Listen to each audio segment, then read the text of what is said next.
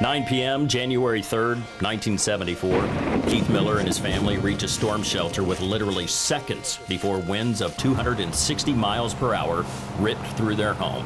It was a sound, it's like everyone describes, being next to a 747 as it takes off. And I remember being shaken real violently. It was like cracking. It was just like the most terrifying thing I had ever heard. But some were seconds from surviving.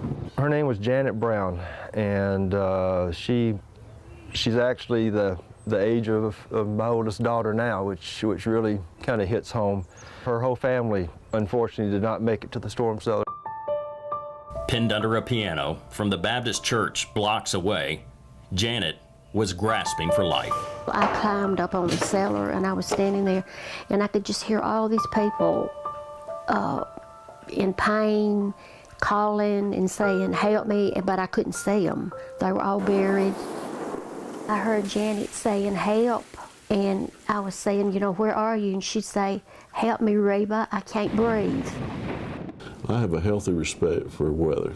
Today's mayor, Phil Seagraves, pulled into that town that night as a teenager to see many images few will ever see. I remember coming into Guin and seeing the fires. There was houses on fire. There was power lines still popping. My parents' home, there was 8 killed within a block of where they lived.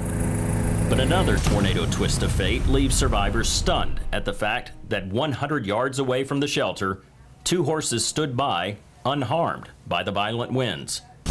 The Miller's refrigerator was sucked out of the house while glass Coke bottles still sit on the counter from the night before, just feet away from where the refrigerator once sat.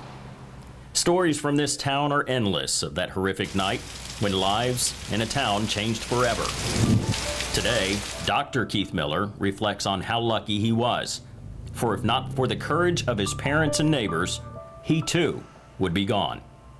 Reba Miller Grogan defeated all odds to save her son's life that night. 23 dead, hundreds homeless. The heartbeat of a small Alabama town stopped for a time in 1974. Today, in 2014, it's a town with a full heartbeat. Mark Prater, CBS 42.